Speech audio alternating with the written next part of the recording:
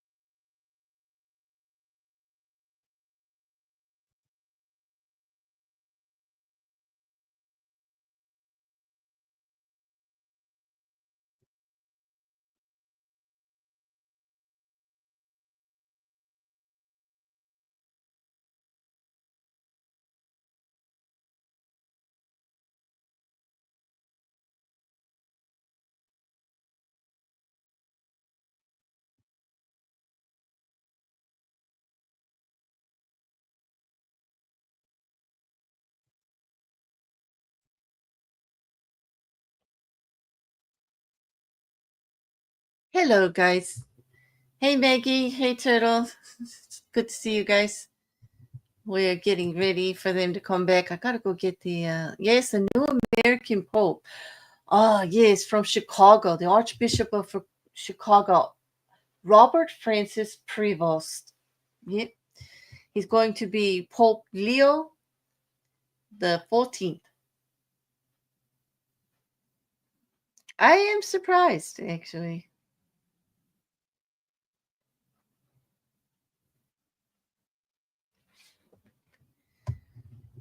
While we were live before, we got the white smoke notice, but they didn't say who. And then over the lunch, we found out. Hope everybody had a good break. Oh, thank you, Couch. I was just looking for that. Are you going to put it in YouTube also? Or if you have it up? If not, just give me a shout. I was just about to go grab it.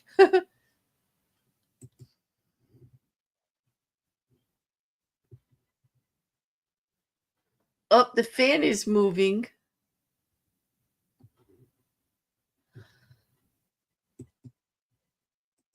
Thank you, Couch. You are so helpful. I appreciate it very much. Yes, I'm just pouring some more coffee myself. Let me throw some in the chat for you guys. Yep. Eh.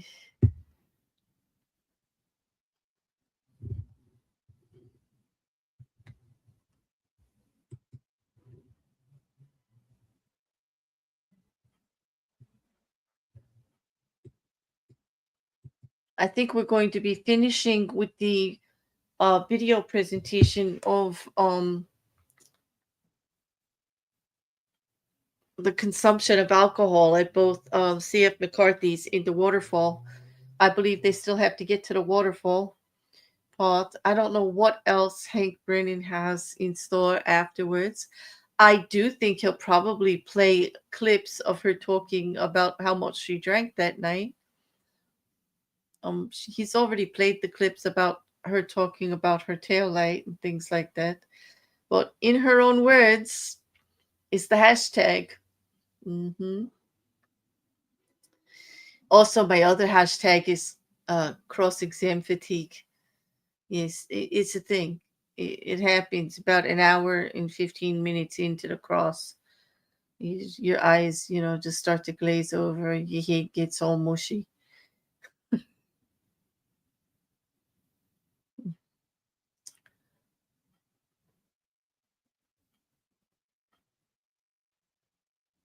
Yeah, be careful where I throw that coffee because it's hot. I know. I know.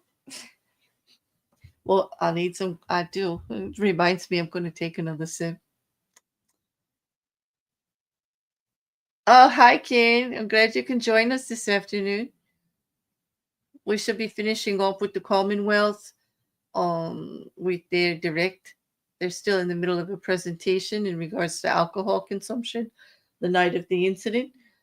They've done a bang up job getting evidence in. And, here's the thing. In other cross exams, do you remember them mentioning the hat a lot? What it's funny, they keep mentioning the hat, but the hat was found frozen to the ground. Frozen to the ground. And the sweatshirt has grass stains on it. We know that the incident occurred when it just started to snow. If they had planted this evidence, there wouldn't be grass stains on the shirt. And the hat wouldn't be frozen to the ground. And what was really remarkable was the finding of the straw in the street where it would have fell out of the glass.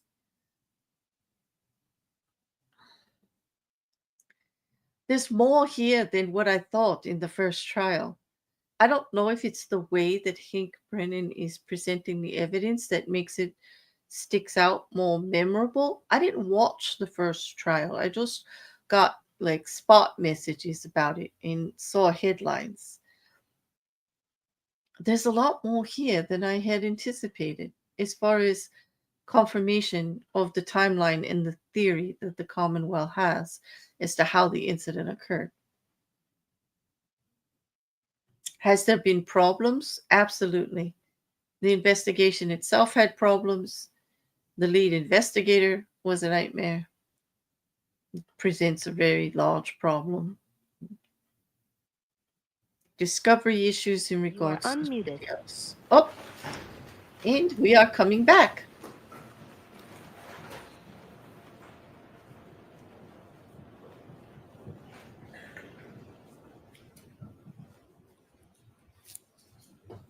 Or maybe not.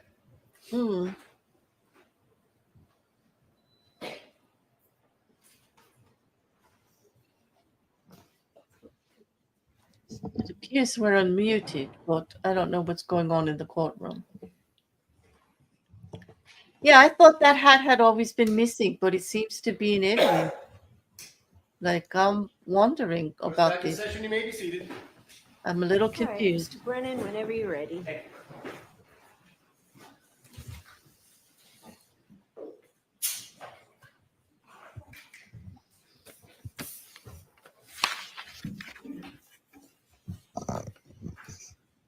Ms. Gilman, if you can take us to 1054. And before we begin, Trooper Bukhenik, is this a different location than all the video we've seen before? Yes, this is the Waterfall Bar Grill surveillance footage from inside the lounge area. And for reference purposes, this is at this location, the timestamp is accurate to the real time. Ms. Gilman, could you begin at 1054, please? Here we see the defendant, Mr. O'Keefe, walk into the bar and see their friends and engage in hugs and greetings. We'll let the waterfall bar videos play. I'm sorry, sir? We'll let the waterfall video bars play. We'll just let them play. Okay.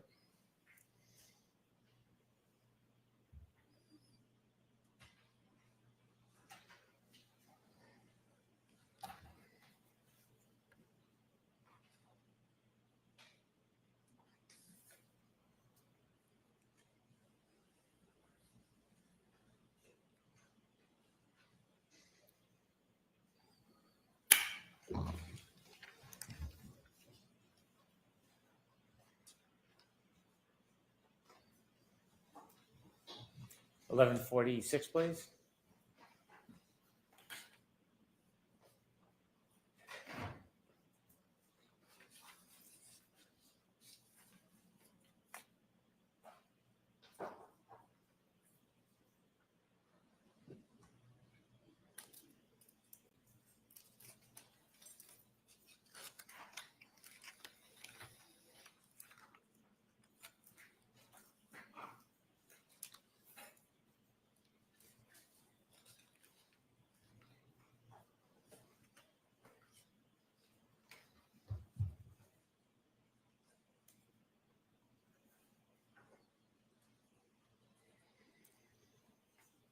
$12.06, please.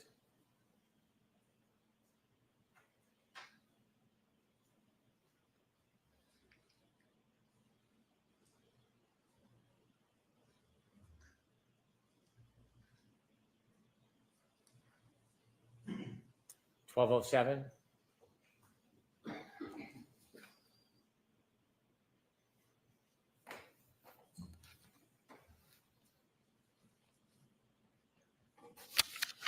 $12.10, please.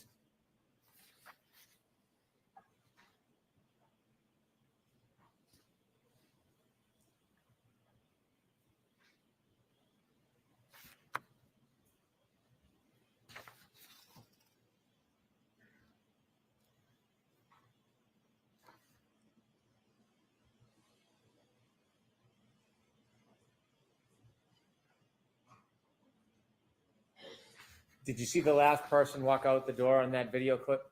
Yes, I did. And did you identify who that is? Yes, it's Mr. John O'Keefe. He's wearing the two-tone gray sweatshirt with the sleeves pulled up towards the elbows. Is that the same clothing that you found at Good Samaritan Hospital when you went to visit? Yes, it is. The baseball hat, did you have an opportunity to look at the hat he was wearing? Yes, I did. Is that consistent with the hat that you and the group found on February 3rd, 2010? Yes, it is. The pants? Yes, it is. May I approach, Your Honor? Yes. Showing you Exhibit 108C. This is already introduced to the evidence. When you studied that photo, do you notice anything in Mr. O'Keefe's hand? Yes, in his right hand, he's holding a short style cocktail glass with black drinking straw protruding from it as it is backdropped on the snow on the hood of the car that's parked outside. Could we show 108C, please?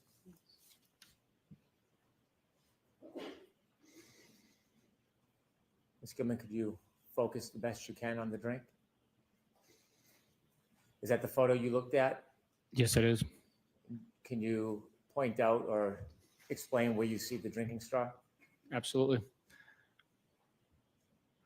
Right there to the right of the red indicator, you could see the straw protruding out of the glass Mr. O'Keefe is holding in his right hand. Thank you. You can take that down, Ms. Gilman. I'm going to allow it. You can take that down, Ms. Gilman. Thank you. One last matter, Trooper Bukhenik. In 2024, did you obtain ring video for that time period in 2024 from Mr. O'Keefe's home? Yes, I did. Did you provide that ring video to a person who works for a company by the name of Aperture? Yes, we did. And just very basically, do you know what Aperture does? Yes, I do. What do they do? They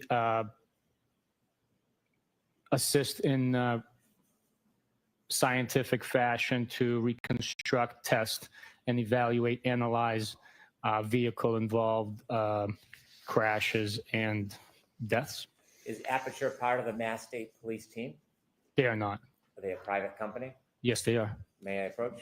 Yes.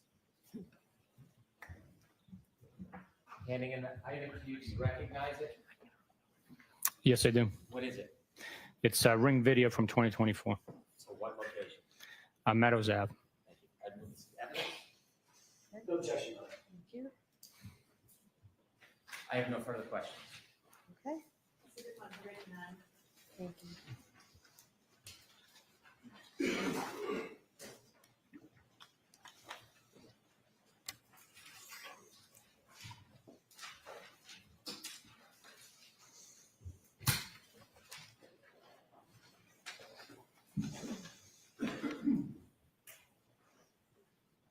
Whenever you're ready, Mr. Jackson. Thank you, Your Honor. Good afternoon, Sergeant Bukhenik. Good afternoon, sir. I want to talk to you for a second about roles in this case, in this investigation. Would you agree with me that Michael Proctor was the lead investigator as well as the case agent in charge of this case? He was assigned as the case officer for the case. In that position, given the fact that it was his assignment, would you agree with me that he had a leadership role insofar as the investigation of the case was concerned? I wouldn't call it a leadership role. It's more of a facilitator, liaison between the DA's personnel within the office and the state police. He also helps facilitate any missions, outstanding tasks that need to be completed. He obviously had a supervisor, correct? I'm sorry, can you repeat that? He obviously had a supervisor, correct? He did, yes, that would be myself. That would be you. Yes. Every case has some lead trooper in your unit, correct? Every case is assigned to someone to sort of be in charge and lead the charge of the investigation. Is that right? Every case has a case officer that manages the investigation. Right. And managing the investigation doesn't mean just, sort of typing up schedules. It means actually managing the investigation, like deciding what search warrants are going to be written in certain circumstances. That's one example, correct? They're responsible for writing and authoring those search warrants. Sometimes the recommendation, suggestion, or leadership comes from the supervisors or the DA staff where their experience might dictate otherwise. And sometimes it comes from the lead case agent himself or herself, correct? At times, yes. Every team, even back when you were in the military, you were on many, many teams in the Marine Corps, correct? I'm sorry, you were speaking, facing away from me. I couldn't hear you. Every team, including back in the time you were in the military, back in the time you were in the Marine Corps, every team has multiple individuals involved in that team, correct? That's the whole point of a team, multiple people, correct? I would agree with you that a team consists of more than one person. And there has to be some sort of echelon of leadership on that team, correct? Everybody's not just an equal, co-equal, correct? We might have different duties, responsibilities, but some teams have equal rank. Yeah. But there's going to be a team leader, right? That's a military phrase, team leader. Yes, there is a team leader in the Marine Corps, in the rifle platoon, but not every team has a leader. Did the team in this case, in this investigation, have a leader? Someone who was assigned as the lead case agent, not just another officer, not just another detective, but the lead case agent. The case officer for the investigation was Michael Proctor. But you don't want to say lead case agent or case officer, correct? I refer to that billet as case officer. Your responsibility as the supervisor over this particular case officer or any other case officer that you might have, or any other trooper that you might have under your supervision, your responsibility in no small part is to supervise the individuals under your command to ensure that the case is adequately investigated. It's properly investigated. That's part of your role as a supervisor, correct? Is one of my many responsibilities, yes. It's partly because you have more experience, I'm guessing, than the people under your charge. Is that right? Certainly in my position, but there are many instances where a sergeant might have less experience than a well-seasoned trooper that's been in the office for 15 to 20 years. So fair enough. Fair enough. That may be the case, but under ordinary circumstances, you earn your way into a supervisory role in the Massachusetts State Police through both not just time, but time and experience, correct? We take an exam and then get promoted based on the exam. Part of the responsibility that you have as a supervisor is to make sure that the case is properly investigated, and that may include making sure you have the right suspects, right? The array of suspects that may exist, you want to make sure, and you supervise to make sure that that array of suspects is appropriate and proper, correct? In every investigation, we follow the evidence, we follow the statements made, provided by eyewitnesses, witnesses in the case. Sometimes the defendants or the suspects provide statements to us. At many instances, those could be contradictory statements.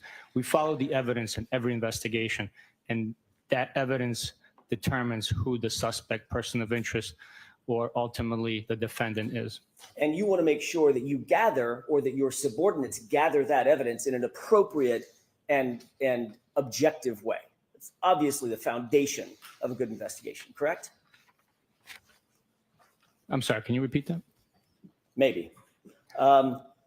You obviously, as a supervisor, want to make sure, you talked about following the evidence, you want to make sure that that evidence is gathered in a way that is adequate, in a way that is objective, that in a way that is unbiased, so that you can gather the evidence that will lead you to the right folks, right? To the right suspects. We always want to gather as much evidence as possible. We conduct that gathering in the most appropriate ways possible. Sometimes there are tough decisions that have to be made where we have to either decide whether we're collecting evidence A or evidence B, and those decisions have to be made on the spot.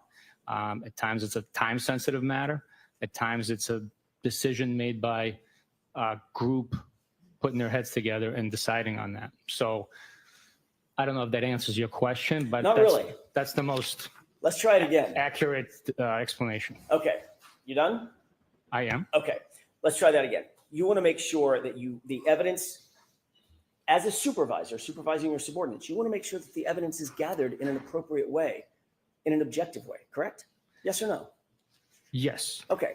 You're also doing everything you can as a supervisor and someone with the experience to make sure that the highest levels of integrity and those demands are met in any investigation that you work on. If there was a question of integrity, those individuals would not be part of an investigation. That includes knowing, obviously, what your subordinates are doing. During the conduct of the investigation, during the process of us investigating a crime, yes, we know what is going on, because every bit of information that comes in needs to be shared, and we need to make sure the whole team is aware of all the evidence and information that is available to us at the time. You want to make sure that, I'm going to use a colloquial phrase, you keep tabs on those who are reporting to you, correct? What are they doing? What are they engaged in? When are they coming and going? Who are they interviewing? Things of that nature. Basic investigative things, correct? For the most part, you can't track every single person all the time, but this is a very serious line of work. A lot depends on it. We speak for those that can no longer speak for themselves. So we do our best to conduct every investigation with integrity, honor, and get to the truth. If you don't properly supervise, and I'm talking about your role now as a supervisor, if you don't properly engage in that supervision, it obviously increases chances for mistakes. It increases chances for bias to seep in. It increases chances that something could affect the adequacy of the investigation, correct? That's a lot there. Can you repeat that, please? Maybe one section at a time? Sure. If you don't properly supervise your subordinates in an investigation, failing to properly supervise them could increase the chances that mistakes are made. Isn't that right?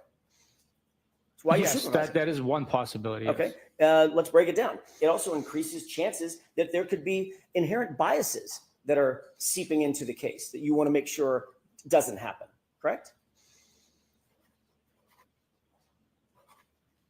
I believe that human beings all have biases, but during the investigation, those biases do not affect, especially in this case, they did not affect any outcome of the investigation. So I wasn't even talking about this case. I was talking about cases in general and your supervisory role in general. Your job as a supervisor is to seek out and make sure that there are no biases in an investigation, correct? Absolutely. You want to make sure that any investigation as a supervisor, any investigation that is under your charge, under your supervision, is done adequately and professionally. Is that right? Yes, that is right. And there is a chain of command for that, right? Meaning someone under your charge needs to report up the chain of command to you, and you have supervisors to whom you report, correct? Yes, it's a paramilitary structure, and it is in order for the colonel to keep command and control over the entire agency of 2,000 plus people, it is absolutely necessary for there be a reporting up and down within the ranks of the Massachusetts State Police. And you have, by the way, what's your chain of command? Who did you report to back in 2022? I directly reported to Detective Lieutenant Tully.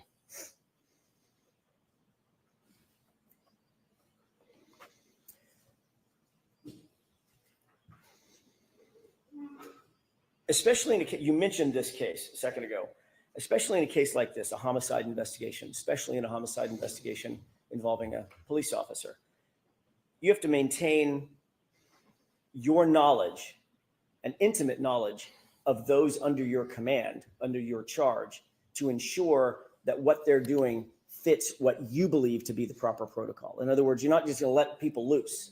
You're going to watch what they're doing and actually supervise them, correct?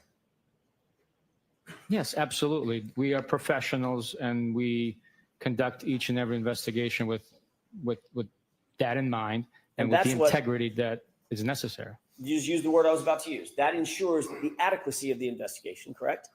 Yes. To use your word, that ensures the integrity of the investigation. Is that right? Yes, that's correct. As you sit here today, do you believe that this investigation, now I'm going to turn to this investigation, was conducted with professionalism, with competence, at the highest level of integrity? This investigation was conducted professionally, with integrity, and all the evidence collected, all the statements collected pointed in one direction.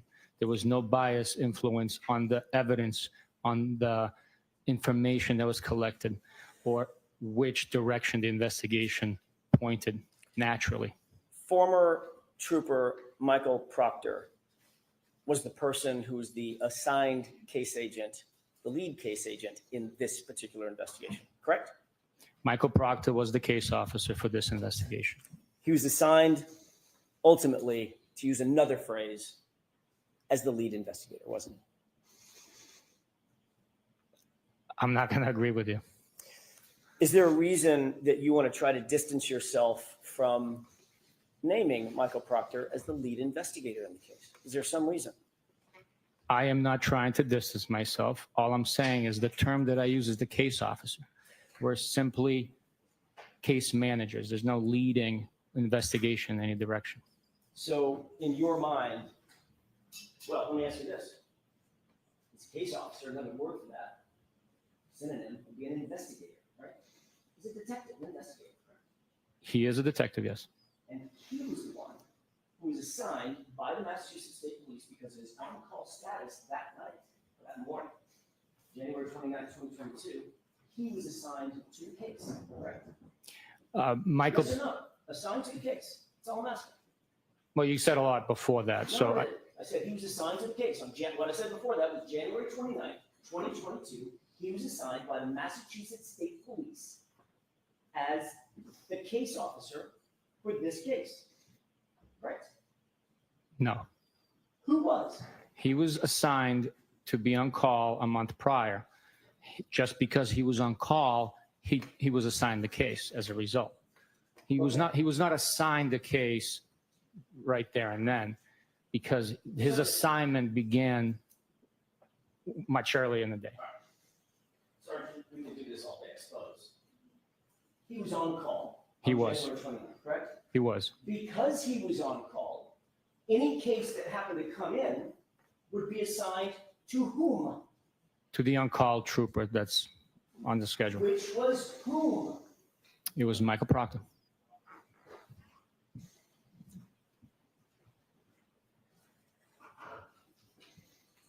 Let me just ask you this. Do you believe that Michael Proctor, his involvement in this case, taints the investigation? Tainted the investigation?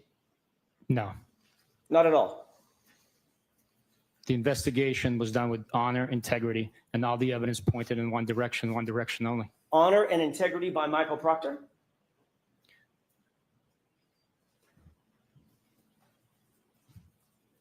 Was that a question? I'm sorry. Sure is. Everything I say is a question. Honor and integrity by Michael Proctor, Sergeant? Sustain to the comment. Go ahead and ask it again, Mr. I'll ask you President. again. You said honor and integrity. Honor and integrity by Michael Proctor? I'll allow it. The investigation was conducted with honor and integrity, and all the evidence pointed in one direction and one direction only. So, Sergeant Bukhenik, you don't want to answer my question. Correct? I will answer your question, absolutely. Do you think this case was handled with honor and integrity by Michael Proctor, Sergeant? The investigation was handled with integrity by Michael Proctor. You do know that he touched or had input in nearly every part of this case, obviously, as the case officer, correct? He managed the case. So he had some input or had some connection to nearly every part of the case, be it the physical evidence, the search warrants, the interviews, things of that nature. He was one of the involved with collecting evidence, conducting interviews, and signing affidavits for the search warrants. He didn't take a minor role in this case. He had a major role in this case. Would you at least agree with that?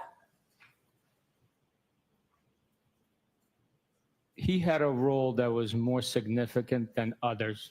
A major role would, to me, suggest that he had 51% or more. And with a team of the size that we had working on this case, he did not have a major role. So you believe, as you sit here today, your testimony is Michael Proctor did not have a major role in this investigation of Commonwealth versus Karen Reed because he didn't have 51% of something? That's your testimony? That's the way I understand it, yes. Okay.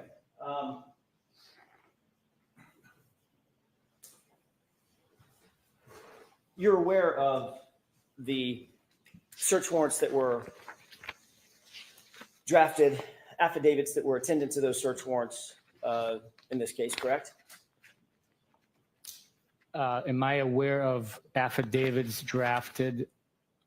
Search warrants and affidavits. In support of the search warrants? Correct. Yes, I am. All right. You're also aware that there was a good amount of physical evidence that was handled in this case? Recovered, touched, booked, assigned or booked into the lab, things of that nature? I am aware of the evidence involved in this case, yes. May I approach the witness, Your Honor? Yes.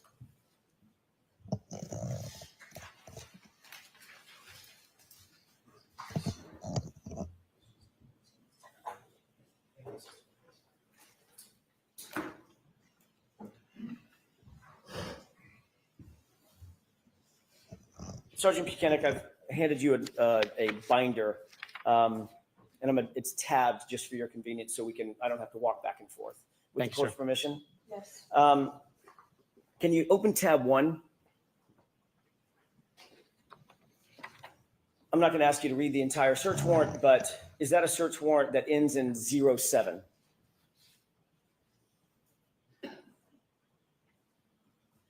Yes, it is. And it's for generally Verizon records for Ms. Reed's cell phone.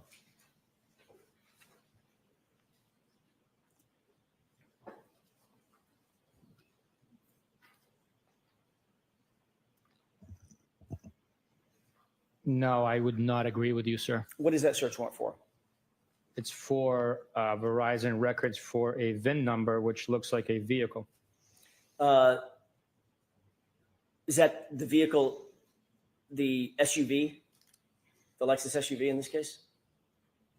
I do not know for sure because it doesn't have that identifier here, and I don't know the VIN number off the top of my head. Okay, fair enough. Who's the affiant?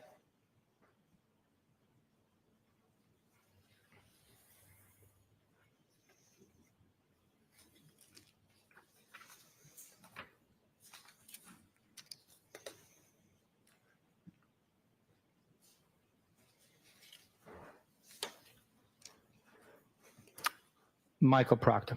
Can you turn to tab 2? Is that a search warrant ending in the number 14? Give me 1 second. I'm sorry, I don't want to 13. ruin your presentation here. Search warrant ending in 13. I misspoke.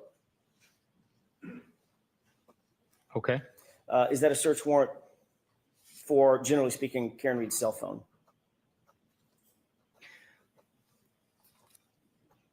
The quality of this photocopy is so poor, I cannot make out exactly what it's for, but there is an overlay of print. I can read what is presented to me. If that's what you want me to do, I do not know if this is an authentic copy of a search warrant. Let's just look at the affidavit. Can you tell me who the affiant is?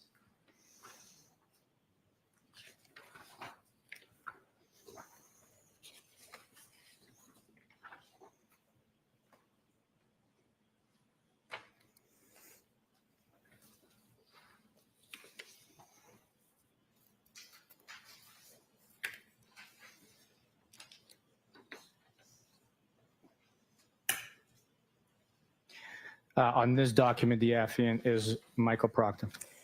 Can you turn to tab? By the way, just staying with that for a second, you said you don't recognize it. Do you recognize it as being attendant to this case? The application or the affidavit? The search warrant. Well, Again, they go together. The application or the together? They go together. I understand that, but I'm asking which document you want me to. The document in total. In other words, it's not a search warrant dealing with a different case. It's dealing with Ms. Reed's case, correct?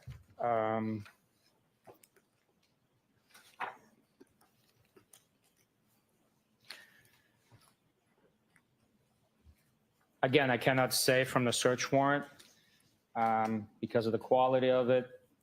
The addendum A appears to be with this case. Okay. Have And you ever the seen F- it before? I'm sorry? Have you ever seen it before, this search warrant? I haven't read the whole thing, so I can't testify to that. So this could be a search warrant that you never even saw?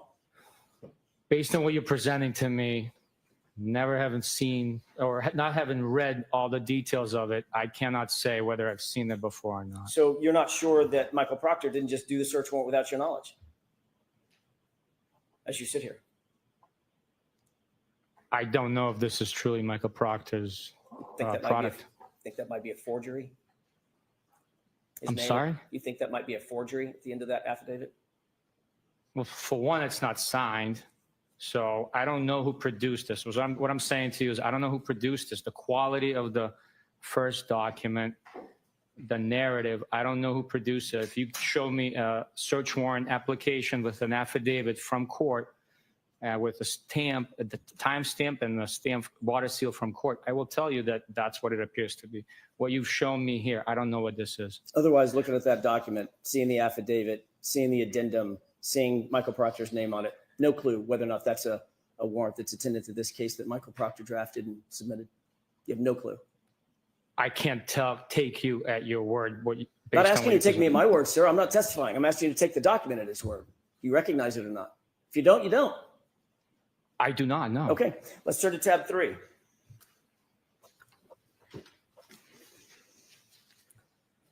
Does that appear to be a search warrant ending in the number 14?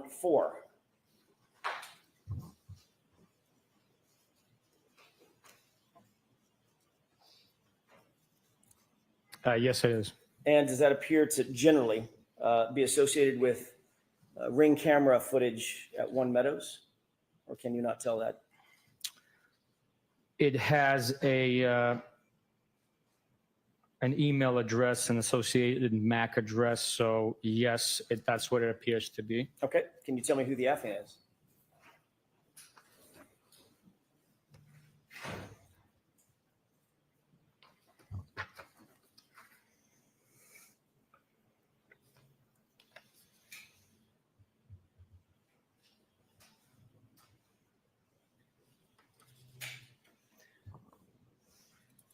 Again, this is not a signed search warrant. This is just an affidavit. Whose name is at the bottom of it? The name at the bottom printed is Michael Proctor. Can you turn to tab 4? Does that appear to be a search warrant ending in the number 04? Yes, it does. And does that appear to be for ring footage also at One Meadows in 2023?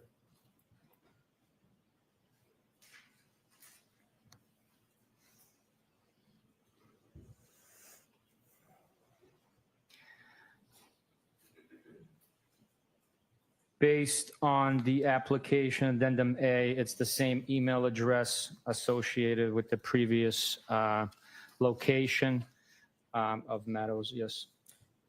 Who's the affiant or affiant?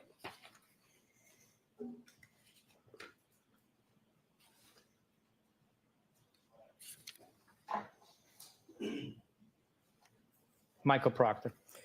Can you turn to tab 5?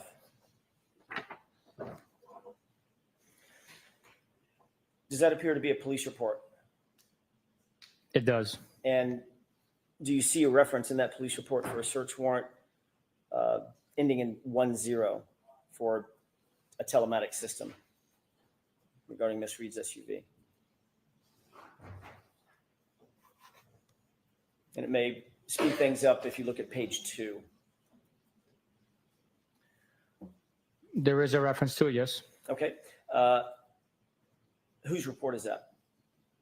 It's Trooper Nicholas Garino's report. And who is referred to on page 2 as seeking the search warrant ending in 10? That search warrant was issued at Stone District Court and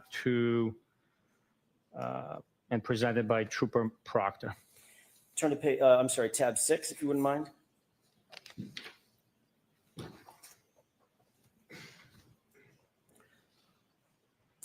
Do you see a search warrant ending in the number 77? I see the application, yes. And this deals with Google, some geofence data, correct?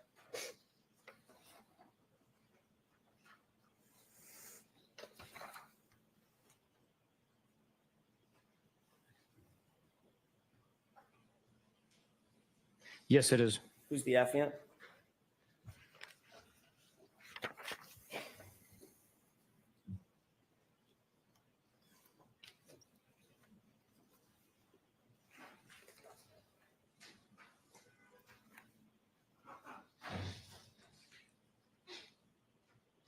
Again, this search warrant is not signed, but I would say this isn't an actual search warrant, but it seems like at the bottom it says Trooper Michael Proctor. If you turn to tab 7, please.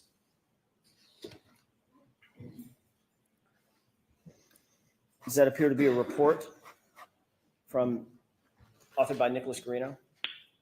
It does. Does that deal with John O'Keefe's cell phone?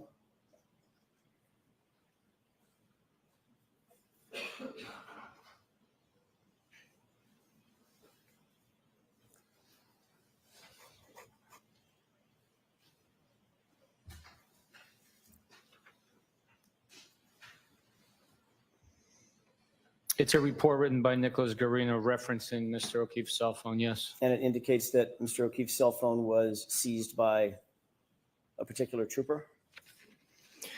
That's what the report indicates, yes. Who's the trooper? In this report, it says that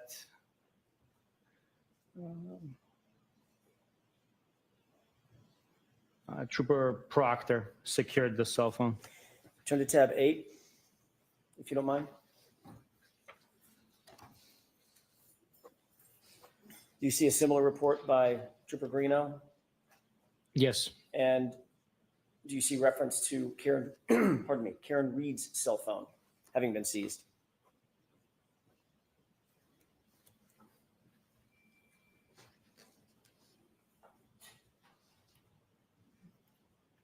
Yes. And that was seized by Trooper Proctor also, correct? Yeah, him and I were there together. His name is in the report, though. Yes, his name is in the report. Your name is not in the report, is it? I'll have to check. Give me a second, please.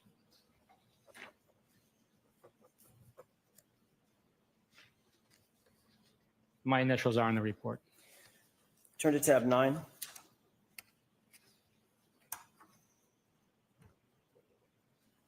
Do you see a report by you I do. indicating early spring 2022? There was a CPD video requested by somebody, correct? Yes. Who did you indicate requested that CPD video?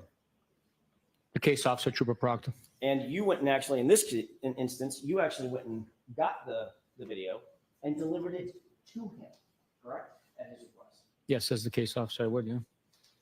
Because as the case officer, he's entitled to ask for things, have them delivered, correct?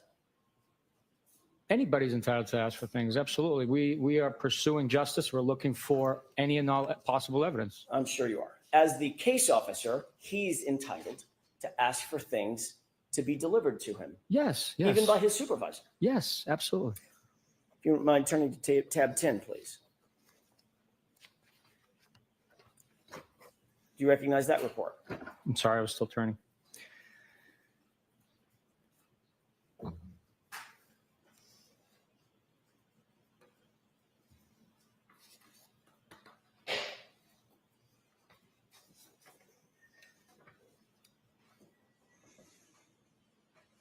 It's the same report.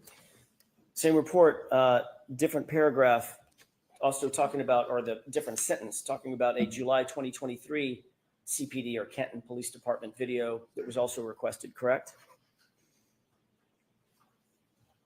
I'm sorry, can you repeat that question? Sure. That particular part of the report, where I'm directing your attention to July of 2023, there was a Canton Police Department video requested by someone, correct? Yes, Who was that requested by? Trooper Proctor. And who delivered it to Trooper Proctor? I did. Turn to tab 11, please.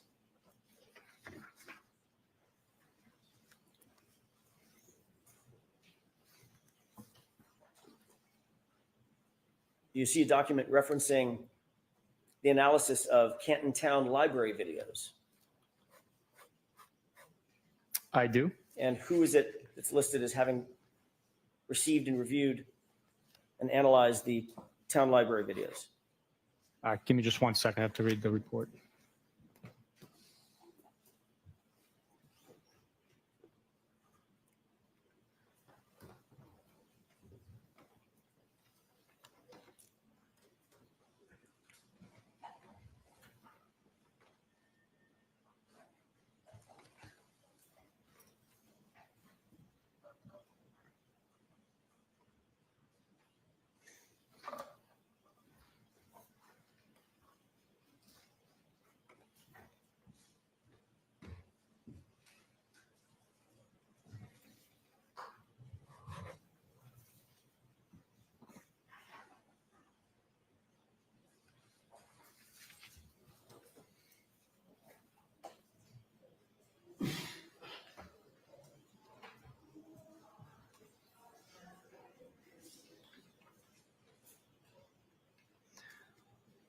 It was Trooper Proctor that analyzed the video and wrote up the timeline. Thank you.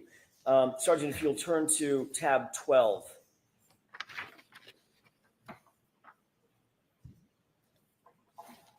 Do you recognize that as being a November 2023 report? Yes, it's report number 83. And who authored that report? This report is authored by Trooper Michael Proctor. Does that indicate, and I'm not going to ask you to go through the entirety of the report, but if you scan that report, does that indicate certain items of evidence that Trooper Proctor claimed to have recovered on his own? Pieces of plastic, small black plastic, clear plastic, fragment of glass on February 11th, 2022, 3 pieces of clear plastic on February 11th, 2022, clear and red plastic pieces on February 18th, 2022. Is all that referenced in there? Those items are documented in this report as were collected. Yes, they were. And if you'll turn to tab 13.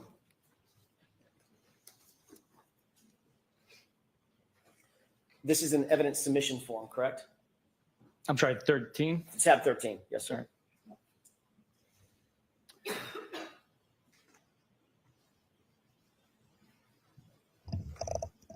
Yes, it's a copy of an evidence submission form from March 14th, 2022.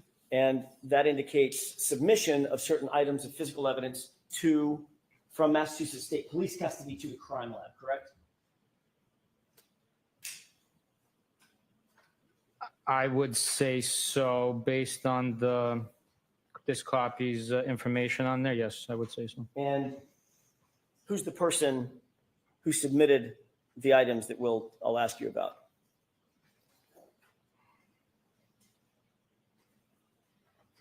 It is Trooper Michael Proctor. And those items include clothing, is that right? We don't have to go through them line by line, but generally, you see clothing items mentioned on there? The first line is a clothing item, yes. That includes a lot of what we saw today, Sergeant Bukhenik, the shirt, the orange shirt, the sweatshirt, blue jeans, belt, correct?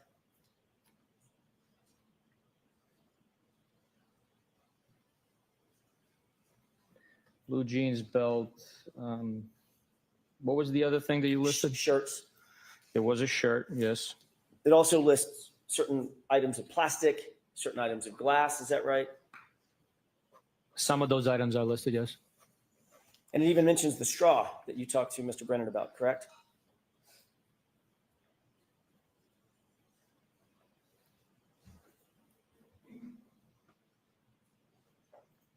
Yes, the straw is mentioned and numbered. And all of those items were submitted on March 14th, 2022, correct?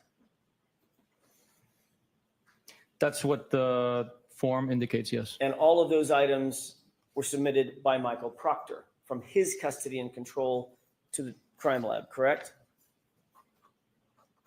That's who signed the form. So the things that, according to the form at least, and your experience with forms of this nature, it was Michael Proctor who possessed and controlled those items before they were turned over to the to the crime lab, correct? That would be accurate, yes. So he would have maintained all of it, is that right? At least at some point? They would have been in his custody as he's transporting them for processing at the lab, of course. And then after he maintained control of it, eventually he turned it over and submitted those items, correct?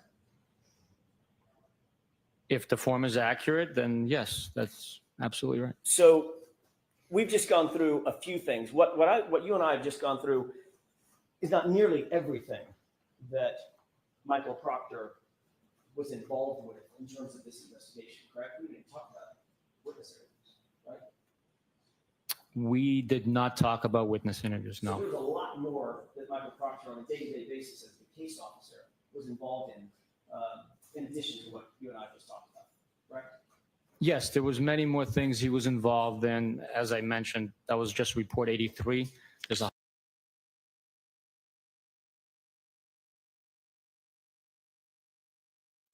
Okay, hold on. part in the I don't know investigation why is the they did case that. officer managing the tasks, but there's a lot of people involved in this investigation. So he touched or authored or reviewed or controlled at least every bit of what you and I have talked about this morning, all these items that we've just talked about, correct? He is referenced or is his name appears on most of these documents. Yes, As a matter of fact, if not all. Of the If ones not. that we just went through, he's not just referenced, he's the author of every single one of them, correct? No, Nicholas Garino wrote some of these reports. Sorry, the author of the search warrant. I asked you to look at Nicholas Garino's report to reference the search warrant that Nicholas Garino referenced in his report, and Michael Proctor was the author of that search warrant, correct? Again, I hate to do this to you, but Oh, I don't think you do. some of these search warrants could not be authenticated. I don't know what these documents were. I didn't read them, so I can't tell you that he was the author. Like what you presented, I can't speak to. You just made my point. Even as the supervisor, you don't know everything that Michael Proctor is doing, do you? No, it's impossible to know everything somebody was doing. Got it. Especially the case officer on this case, as busy as he was, right? I'm sorry? Especially the case officer on this case, as busy as he was, Michael Proctor, right? He was keeping us and his supervisors abreast of what was happening, the next step, the search warrants he was writing, the evidence that was being collected, the interviews that are being conducted, court dates and motions and stuff like that. So he would do the work and then keep you, the word you just used, keep you abreast of that work. Right, unless I was involved with the investigation myself. We did a ton of interviews together as I authored some of these reports as well. I said there was 100+ reports. Sir, you were notified on January 29th, 2022, that a Boston police officer was found gravely injured in front of 34 Fairview in the lawn, in the yard, correct? No, that is not correct. What were you notified of? When the notification came in, it was that there was a male party found in the snowbank. At some point, you learned that male party was John O'Keefe, a police officer, correct? At some point, we did learn that he was a Boston police officer. Matter of fact, you learned that morning. May not have been the first notification, but certainly early that morning, you knew that John O'Keefe was a Boston police officer. At some point, we learned. I don't remember exactly when, if it was morning, just after 12. I don't know when, but we did learn that he was a Boston police officer. And I'm not asking about what Trooper Proctor learned, but what you learned. You learned that he was a Boston police officer, correct? At some point, I learned that he was a Boston police officer, yes. And on January 29th, did you ever respond to 34 Fairview Road at any time? On January 29th, 2022, at no point in time did I or Michael Proctor, who was with me the whole time, ever respond to 34 Fairview Road. So the answer to my question, very simply, is no, right? That's correct. You just answered this question as well, but I want to make sure we're absolutely clear. Your Honor, may I approach? I don't want that binder to be in the this way. At no point on January 29th, 2022, did Michael Proctor respond to 34 Fairview either, did he? No, he did not. You already indicated and you described in some detail that Massachusetts State Police took over the investigation from Canton Police Department around 8 or 9 a.m., correct? Following certain protocols. Yes, at some point in the morning, once it was determined that Mr. O'Keefe was gravely injured and was being transported to the hospital with no signs of life, and we were advised that he had a estimated 10% of survival rate, we engaged our services and responded to Canton Police to begin the investigation. So the answer to that question is yes, correct? Yes.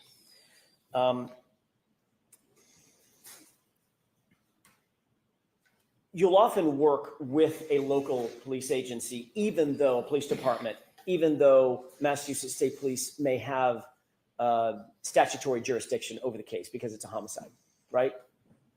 Yes, part of our mission is to aid and assist local police departments when they request it. In this specific situation, as I stated earlier, the DA's office has exclusive jurisdiction over death investigations, and our office has that responsibility of investigating those cases. But we work very well with local departments. So the answer to that question is yes. Correct? Yes. If you can answer my question yes or no, this will go a lot faster. In this case, even though you oftentimes work with local law enforcement agencies, it was determined that you would not continue working with Canton PD because of a conflict or the perception of a potential conflict of interest, correct? To alleviate any perception, not that one existed, the Canton Police Department recused themselves from being involved in the interview portion of the investigation. And that's in no small part because the lawn on which Mr. O'Keefe was found belongs to to Brian Albert, and Kevin Albert, Brian Albert's brother, worked as a detective at Canton Police Department, correct? That was my understanding why they chose to take those steps. Your first documented action in this case was to call the medical examiner's office. First documented action, not the first thing you did, but the first thing that you documented that you did was to call the medical examiner's office at about 10:41 a.m., correct? In what respect are you saying first documented action? There's a report where we can look at the earliest thing that you did, and it's actually written down and documented. You know what I mean by documented? Written on a piece of paper. In that respect of documentation, I would have to look into it. I believe there was something probably before that, since there was a documentation of us getting notified of the incident. At 10:41, let me just ask it a little bit more straightforward if I can. Just get to the point. At 10:41 a.m., you called the medical examiner's office to inform them that Mr. O'Keefe, quote, was struck in the face with a cocktail glass, or at least appeared to be, correct? That is in part what I advised the medical examiner's office, where they are responsible for the medical portion of. Objection, Your Honor. May we approach briefly? Okay. Your Honor, may we approach? Because this witness is not letting me be as awful as I want to be, and he's deflecting, and he's dismantling my questioning, and I can't be as snarky as I want. And I'll bet you he comes back and he wants to treat him as a hostile witness. What do you think?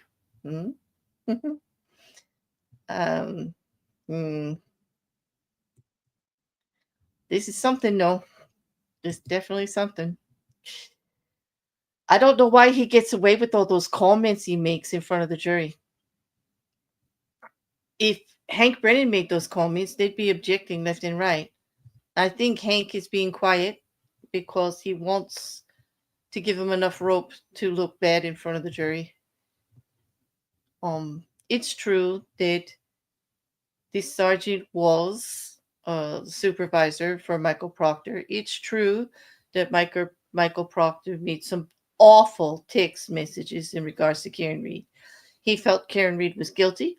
He felt they were trying to mislead people, and he didn't like her. And he was upset about a fellow officer, and he said some horrible, horrible things.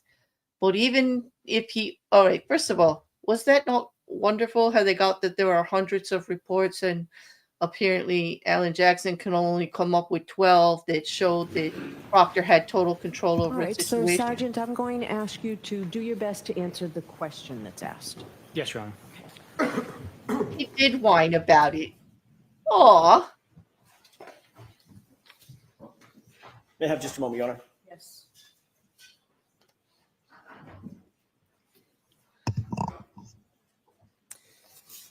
Did you contact the medical examiner's office in the morning of January 29th, 2022? Yes. And did you state to them that there was a possibility that the decedent, John O'Keefe, was struck in the face with a cocktail glass? I don't recall my words exactly, but that sounds accurate to what I might have said.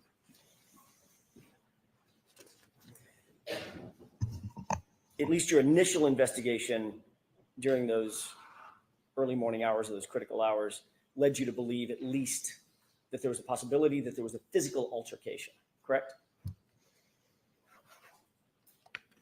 Yes. What steps did you take at that moment to determine whether or not anybody in the house may have been involved in that physical altercation that you thought was a possibility?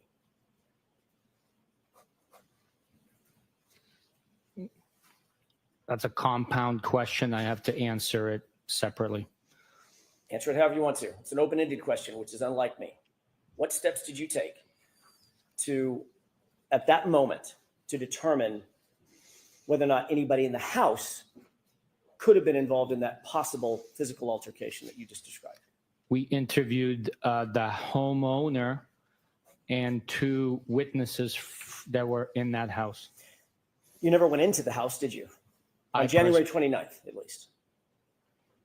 I personally did not go in the house. You did not secure that house or remove the occupants, did you? Which day? January 29th. I'm talking about the morning of January 29th. I did not know. You did not secure the yard as a crime scene, correct? That's correct. You didn't conduct any search of that house. No, I did not. You didn't take any photographs of the interior of that house. I did not. You didn't ask a forensic criminalist to join you and process the house, correct? That is correct. You didn't set up a crime scene log to determine who is coming in and going out of the potential crime scene. I did not.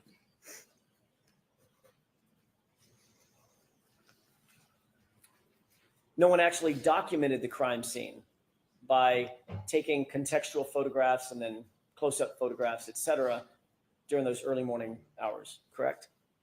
I cannot speak to that. I was not there. So the answer is you didn't do that, and you didn't cause that to be done. I did not do that. Crime scene services section, what is that? It's a unit, specialized unit on the state police. They are specially trained with documentation, photographs, video, latent fingerprints, foot and tire impressions, footwear and tire impressions. They assist other investigators in documenting and processing scenes. Did you contact CSSS to process the house or the yard or the area adjacent to the yard? Which house, sir? 34 Fairview, Sergeant Bukhenik. Do you think I was talking about a different house? Yes, I did. Really? Okay. Yes. Let's stick with 34 Fairview, where John O'Keefe's body was found. Did you call CSSS out to the scene to process that house? I did not contact crime scene services on January 29th to the area of 34 Fairview Road to the lawn where John O'Keefe's body was found. You mentioned that you conducted interviews that day, correct? That's correct. Where were those interviews conducted? The first interview was conducted at Canton Police Department. The second, third, and fourth were conducted at a residence in Canton. I'm sorry, what was the first interview at Canton Police Department that morning? Sergeant Good. So other than Sergeant Good, I'm talking about civilian witnesses. You mentioned 3 civilian witnesses. Where were those 3 witnesses interviewed? At a residence in Canton. But not at 34 Fairview, just to be clear. They were not at 34 Fairview, no. They had been at 34 Fairview, though, hadn't they? All 3 of them. Yes, they had. As a matter of fact, Michael Proctor spoke to one, at least one of them, while she was at 34 Fairview, correct? I don't know. Weren't you with Michael Proctor when he spoke to Jennifer McCabe? Which time, sir? The first time he called her to set up the interview that morning on January 29th. You I weren't with him? don't know where Jennifer McCabe was. I can't testify to that. I have no Okay. idea. So if that call was made, if she talked about that call being made, that was made by Michael Proctor, not by outside of your presence. Can you repeat that? Sure. If there was a call made to Jennifer McCabe by Michael Proctor that morning, that was outside your presence. Not necessarily. I just did not know where she was. So the only three people you interviewed were Jennifer McCabe, Matt McCabe, and Brian Albert, correct? Not correct. Who else? The defendant. Other than Miss Reed, and before you got to Miss Reed, because you didn't get to Miss Reed till 3:34, correct? In the afternoon. In the afternoon. I don't know exactly what time we began the conversation. I'm talking about in the morning when you were trying to figure out what was going on. You interviewed three people, Yes, we did. three civilians. At one point, we interviewed three civilians, the homeowner at 34 Fairview Road, and two witnesses that were with Mr. O'Keefe and the defendant the night prior, and then one of the witnesses that was with the defendant when Mr. O'Keefe was discovered. And these are individuals that you made the assessment had either been with or shortly been with at the time or shortly before he was last seen alive, correct? Based on the information that we had at that time,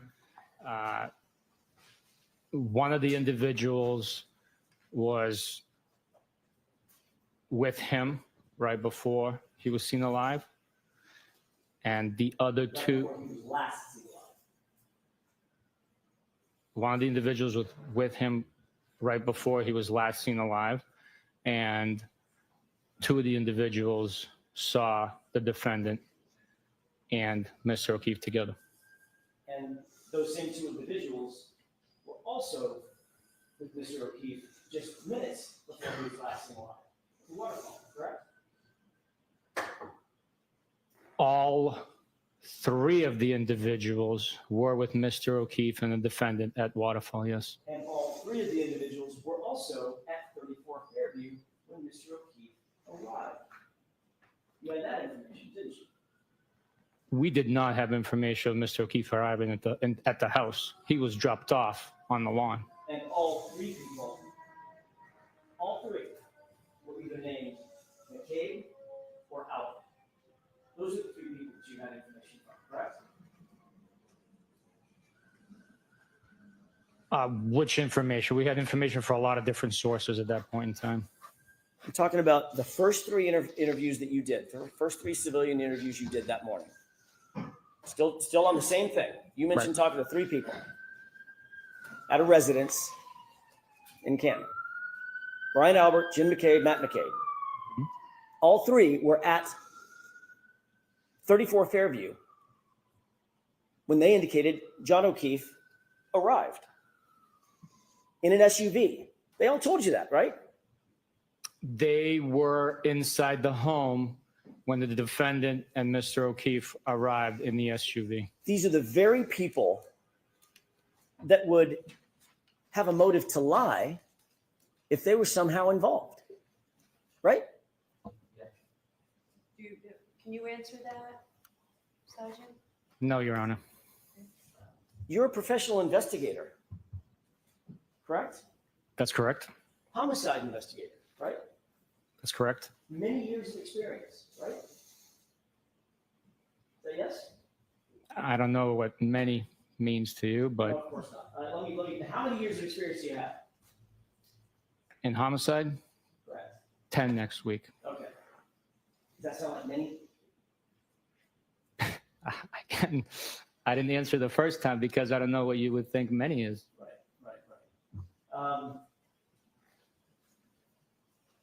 Suspects ever lied to you?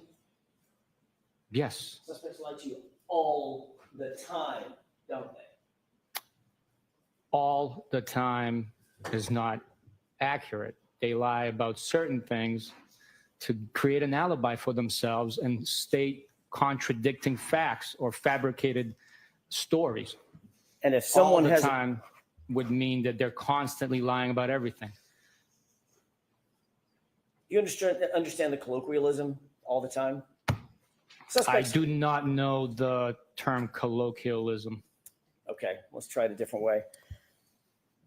If these three individuals were involved in the death of John O'Keefe or knew others who were involved in the death of John O'Keefe, who they were close to, they would have a motive to lie about that, correct? Objection.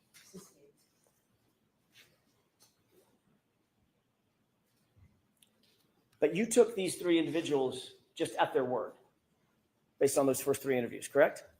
No, not correct. You didn't go in the house. You didn't search the house. We've already talked about that, right? I did not go into 34 Fairview. No, I did not. You didn't ask them to come with you down to the station, correct? That's correct. I did not ask them to come to the station. As a matter of fact, when you went to interview Jennifer McCabe at her home, Brian Albert happened to be there, correct? He was there, and I was able to conduct the interview at the house with Brian Albert, yes. Did you find that odd? Absolutely not. Totally normal for you to conduct a formal interview in a homicide case and have an extra person show up at the house just to be there? Absolutely. Cooperating witnesses always try and be assisting. So cooperating witnesses would assist us. You just use the word always. You didn't know what all the time means. But they always try to be assistant.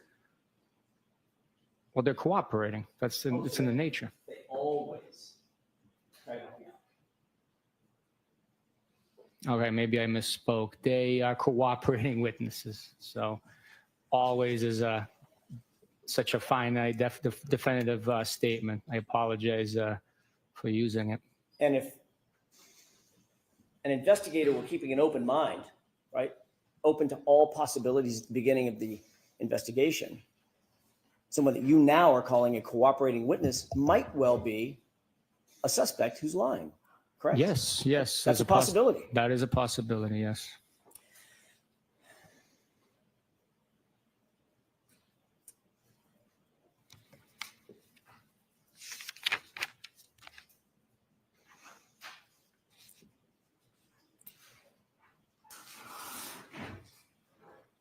May I have just a moment, Your Honor? Yes. I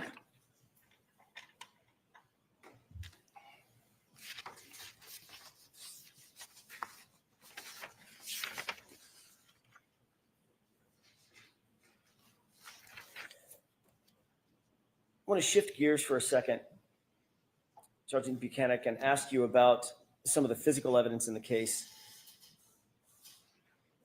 You and Mr. Proctor collected the gray sweatshirt and the orange T-shirt that we saw entered into evidence today, correct? That's correct. You talked about finding that evidence at Good Samaritan Hospital, is that right? That is where it was seized from, yes. You described it as being on the floor, correct? That's correct, yes.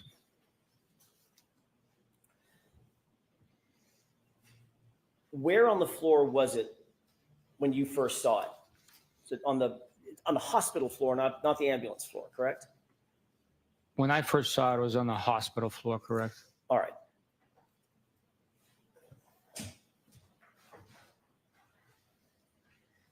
May I approach? Yes.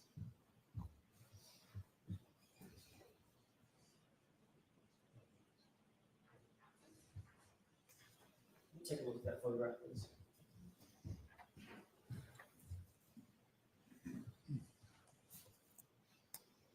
Yes. Do you recognize that, sir? Yes, I do. How do you recognize it? It's one of the photographs taken from Mr. O'Keefe's emergency department room. Do you recognize the shirt or shirts that you earlier described as being in that photograph? There is an orange shirt depicted on the floor to the left side, yes. Your Honor, I'd ask that be marked and entered into evidence. No objection. While that's being marked, we approach very briefly.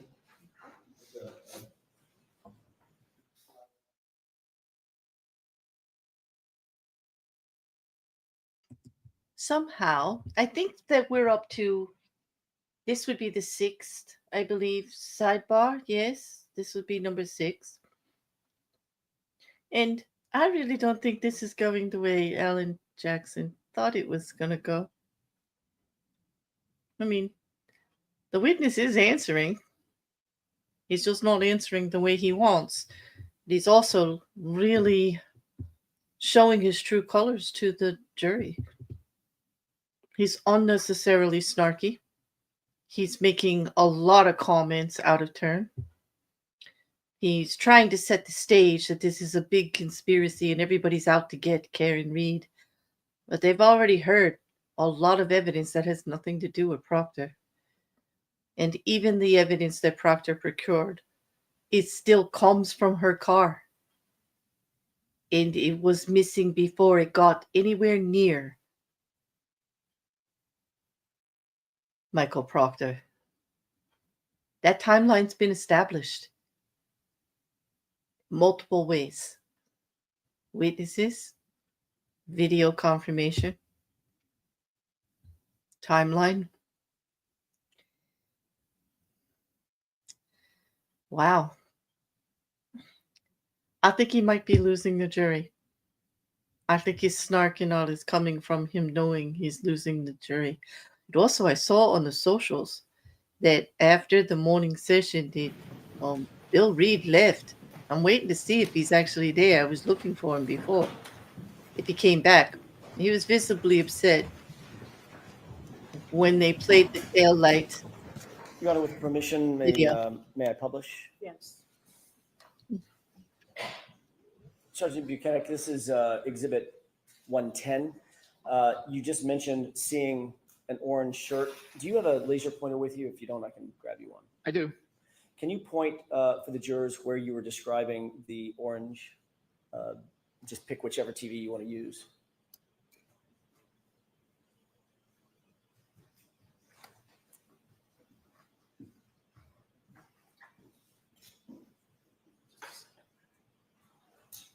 May I approach? Yes. You worked earlier. This is It did, yes. that's a piece. That should work. Just tell me which TV you're going to look at so the jurors understand and can follow. I'll do the one to my right so the jurors can see. There is something orange right there on the floor. Does that appear to be on top of something darker? It does appear to be on top of possibly a darker item of clothing, possibly the jeans. I'm not sure exactly from here Okay. what that is. Do you believe as you sit here, and I'm asking it open because I don't know what the answer is. Do you believe as you sit here that that's the orange shirt and or the gray sweatshirt and or the jeans? If we can zoom in, I could probably pick out the pattern. So from here, it looks like it's a cut fabric, indicating that it most likely is the orange shirt. The jeans, you can see the belt loop through the jeans on the left side. I would say that that is Mr. O'Keefe's clothing that we picked up and bagged. Okay, if you could unzoom that for me. One more question. You see Mr. O'Keefe's left leg and right leg from about the little lower than mid-thigh down, correct? Mid-thigh down, I see his legs, yes. Okay, you see his right knee? The interior portion of it, yes. Okay, do you see any scrapes or marks or cuts or abrasions on that right knee? Not from this point, no. Thank you, we can take that down. May I approach? Yes.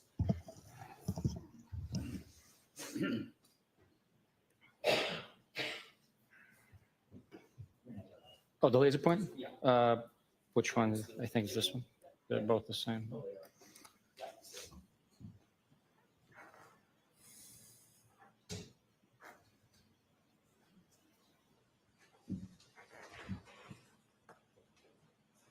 I have one more question on that photo. Sorry about that. Can we display the photo one more time, Ms. Johnson? We don't need to turn the lights off.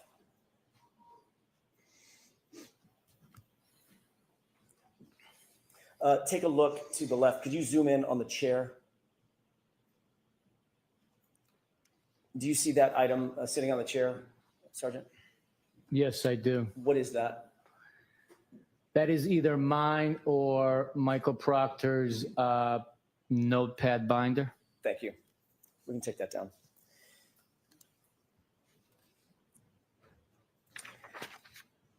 Concerning the two shirts that you earlier testified to as being sopping wet, did you bag those shirts? Well, did you bag those shirts, or did Michael Proctor bag those shirts?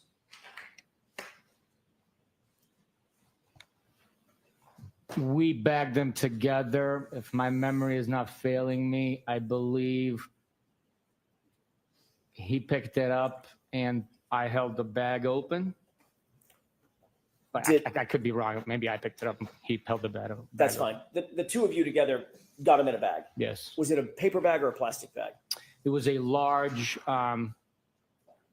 paper bag, the size of like a lawn leaf bag you would get for disposing your yard waste. Okay. Is it specifically an evidence bag, or was it something that y'all came up with on the spot? It's a bag that was provided by Crime Scene Services. Okay. So it's an official law enforcement type bag. What, a grocery bag? It was not a grocery bag. It was a large bag. Okay, understood. Did both shirts go in the same bag? All the clothing items that were in the pile went into the same bag. Does that include the jeans and belt and boxer shorts? Yes. Okay. You went from Good Samaritan, straight to Dighton, correct? Yes. And you are the one that put the bag in your the super cab of your pickup truck? Yes. And then from Dighton, you went over to Canton PD. Is that right? Yes, we did. And then from Canton PD, ultimately, before the night was out, you ended up back at the Norfolk DA's office, which is where you and Michael Proctor officed at the time, correct? Yes.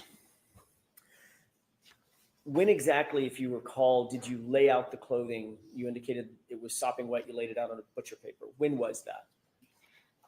It was during the evening hours once we arrived to the Canton office. It was about 10 p.m., I'm guessing? No, it was before that. It was before 10? Yes. Yeah, just a moment. Yes.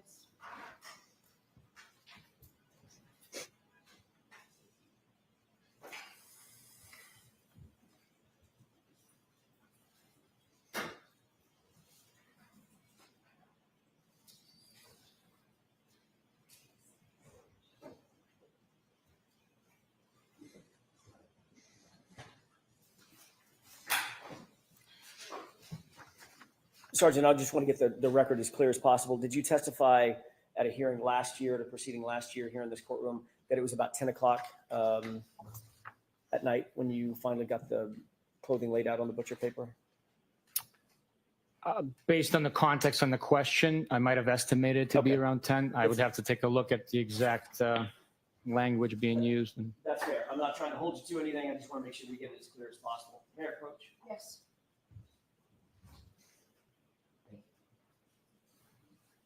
Highlighted portion, sir.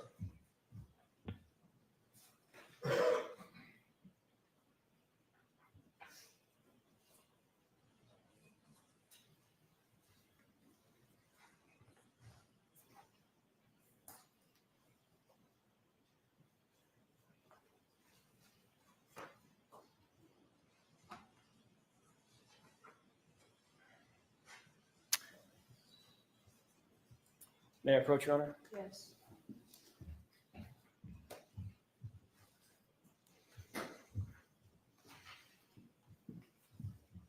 Sergeant, does that refresh your recollection as to about the time that you ended up at the office to lay out those items on the butcher paper?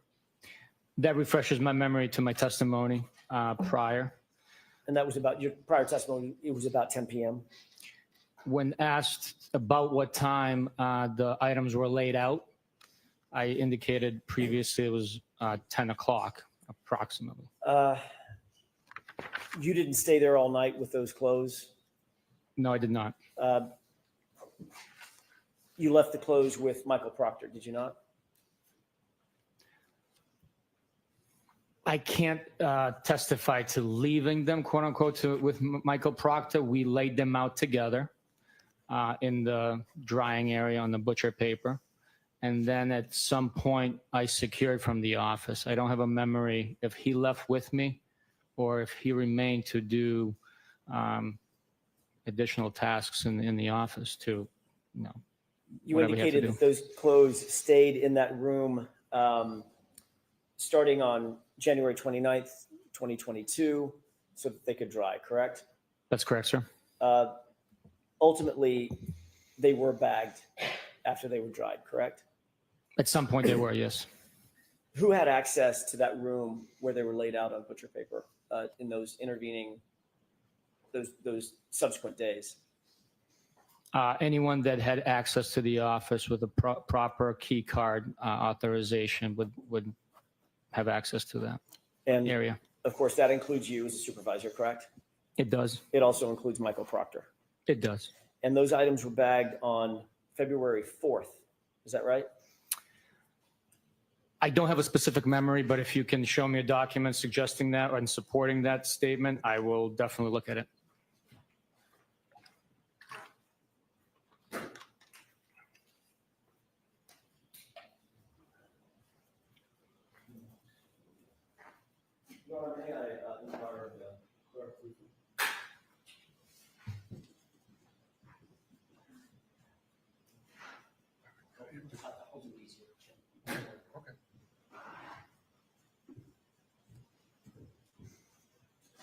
Sergeant, while we're looking for this piece of paper, you remember looking at the bag that the clothing items were in at this point, just the jeans?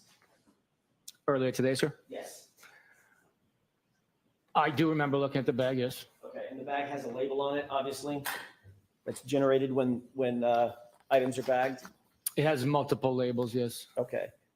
Did you see the label today that it indicated it was bagged on February 4th? I didn't pay attention to it, no. May I approach, Your Honor? Yes.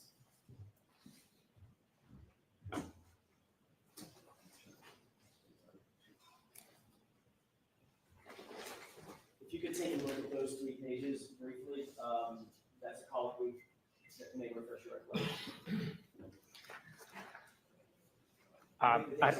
I don't know what the colloquy means. Can you? Colloquy, the back and forth conversation. I see.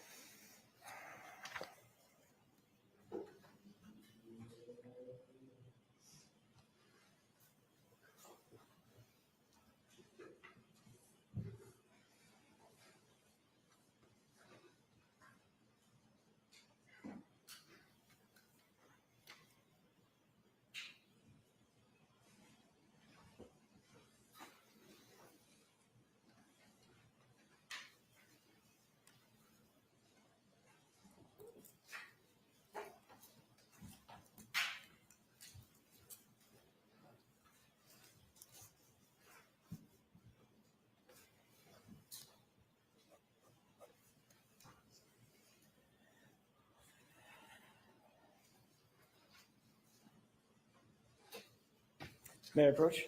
Yes. Sir? Did reviewing that document refresh your recollection as to the date that those items were ultimately bagged and labeled? Yes, based on the tag on the bag, when I previously looked at it, it appears that the tag was printed on 2/4/22. And that would be consistent with the time that the items are actually placed in the bag, I don't know that to be true. because you didn't place them in the bag, Trooper Proctor did, correct? I'm sorry, former Trooper Proctor did. I don't know who placed them in the bag. But it wasn't you. It was not me, no. But the case officer, Mr. Proctor, had access to that room and was taking control over those clothing items for those 6 days that they were drying on the butcher paper, correct? That's not necessarily correct. It could have been the evidence officers bagging the evidence once it's dried and processing it. I highly doubt Trooper Proctor had access to the beast machine to print that label. Right. I'm not asking if he printed the label. I'm asking if he bagged the item and walked it up to the evidence locker and the label was printed up there. Again, I don't know who bagged the items. That would be normal protocol, though, correct? Somebody else bagging the items? No, the case officer bagging the items. He's the one that seized it along with you. He laid them out on the butcher paper along with you. He would be the one to gather them up. I mean, the evidence officer's not going to come down there and do that without the case officer knowing, correct? Not necessarily. The evidence officer's responsibility is to handle the evidence. So I don't know who handled the evidence that day. How would the evidence officer know to go down there? How would he know that there were clothing items being laid out to dry on butcher paper unless the case officer told him? They would walk by it every day and see it. That's their workstation. So Right. they would know that, hey, this evidence is drying. There's only 4 detectives in the office at that time working on this case. We communicate daily. So they would know that, hey, it's dried.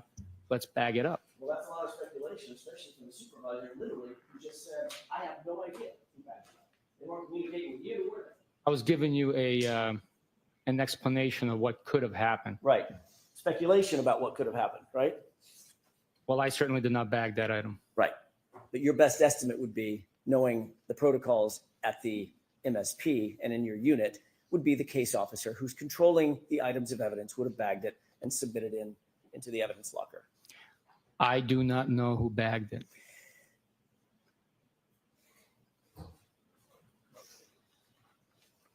So for 6 days, anybody who had access to that room could have handled that clothing in any way they wanted to. That's correct. And that includes former Trooper Michael Proctor. That's correct.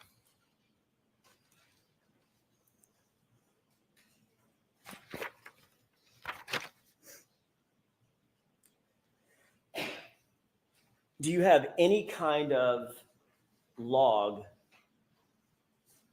to document what was happening or who was handling those items of clothing during that 6-day period before it was bagged into evidence?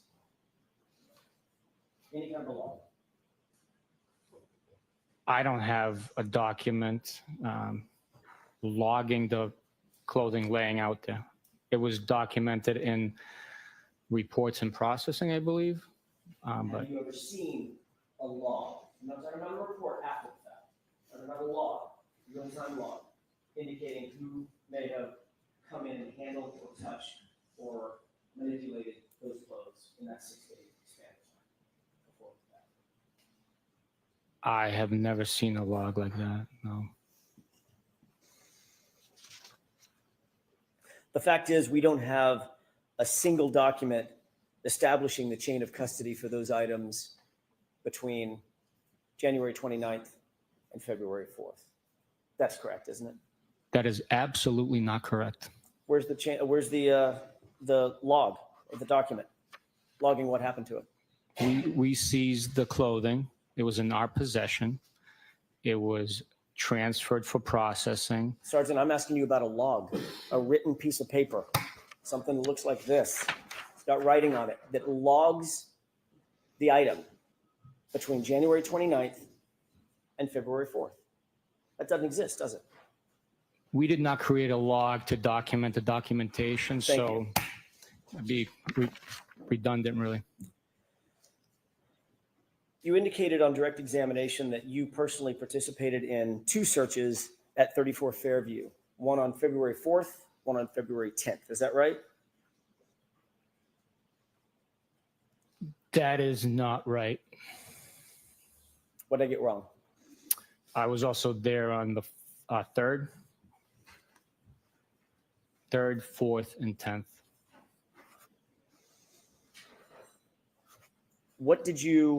Who did you go with on the 3rd? That was Trooper DeChico, Michael Proctor, and I conducting the first excavation. And about what time was that? It was during the morning hours. I think earlier I said it was somewhere between 8:39, 9:30. I could have been half an hour later. I'm not exactly positive on the exact time we began the excavation. And the other 2 searches were the next day, February 4th, and then February 10th. The next time I was at Fairview Road and involved in a collection of evidence was on the 4th, when Canton PD documented the one piece and I collected, and then the 10th.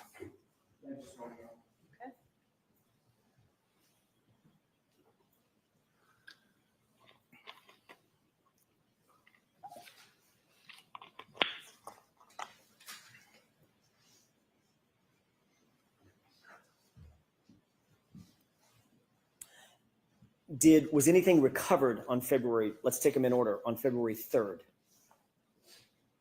Yes, Mr. O'Keefe's hat, straw, I believe red and clear plastic taillight pieces. There was those are the items that were recovered amongst. That's on the 3rd. Okay, what about the 4th? The 4th was the red taillight piece that we displayed, I believe, that Canton PD notified me of when I was already en route there. When you say Canton PD, who was it that notified you, if you remember? There was, at the scene, there was Chief Berkowitz, a couple of detectives. Sergeant Lank, does that sound right? I do not know. I can't say yes or no. I don't recall specifically. It was raining hard, so I grabbed the item and left. Okay. Did you write a report? I'm gonna combine these into all 3 dates together. Did you write any report? Actually, I won't do that. Let me ask them individually. Did you write any report about your search on the 3rd? Somebody authored a report. I'm not Did you? I'm asking about you. I can't. There's over 100 reports. I'd have to take a look which report documents my activity that day. Do you remember, as you sit here, authoring a report about your conduct or your activity on February 4th, the next day? I don't have a memory of it, no. Do you have a memory of authoring a report yourself about your conduct on February 10th, your activity on February 10th? I don't have a memory of it. It could have happened. I just don't have a memory. The reality, Sergeant, is that no report was written about any of these searches until November 4th, 2023. Correct? That could be possible, yes. So literally the documentation of these 3 searches about which you've testified today, the documentation did not exist until, what is that math, 17, 18 months later? That is not true. Each bag that the evidence went into was documented, the time, location, who recovered it, where it was recovered, and brief description of the items that were recovered from the scene. And by the way, we're going to get to that in a second, the evidence bags. A report is designed to memorialize exactly what happens, when it happens, why it happened, who was there, what time it happened, things of that nature, correct? That is one of the purposes, or some of the purposes behind the report, absolutely, yes. And the report in this case that documented these 3 searches involving you, Trooper Proctor, I think Trooper DeChico, even Canton PD officers, there was no memorialization in a report until nearly 18 months later. Is that right? It's possible. Yeah, we write reports at different times. Yeah. I want to ask you about this February 4th visit to the crime scene. You indicated that sometime in the morning, 8:45, 9 a.m., something like that, you responded? On the 4th, sir? On the 4th. I was driving to work, so I would have to say 8:45 or so. Yeah, I mean, I don't have the exact timestamp, but if you know, if you have something to refresh my memory, I could tell you if that's accurate. I'm not going to hold you to the exact time. It was in the morning on the 4th. It was. All right. Did you know Chief of Police Ken Berkowitz before you responded on the 4th to 34 Fairview? Yes, I knew who he was. I had met him previously, and he was present on the 29th when the vehicle was delivered to the Sallyport. He was actually in the Sallyport, at least at some time, when the vehicle was delivered, correct? He was there at some point. I had a conversation with him. Okay. Tall guy, short guy? Chief Berkowitz was a shorter guy. Okay.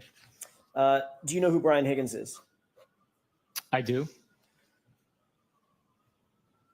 What's your relationship with Brian Higgins? Uh, Or what was it? I should be more pointed to this, Sergeant. What was your relationship back in 2022, January of 2022?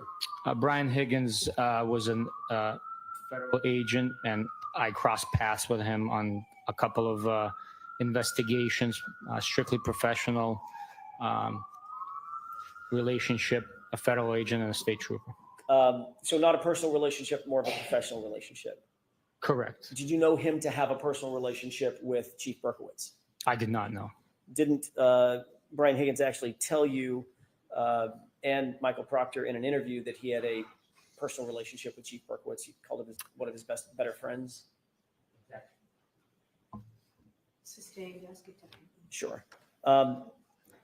During the course of your investigation, did you learn, although you may not have personal knowledge of it, did you learn that Brian Higgins and Chief Berkowitz had some sort of a personal relationship? If you show me a report stating that, I would like to take a look. If it's written in a report authored by me or that I approved, I will take it for to be fact. As you sit here now, you don't have a memory of that conversation with Brian Higgins? Do I have a memory of having a conversation with him and him sharing that information with me? That's it.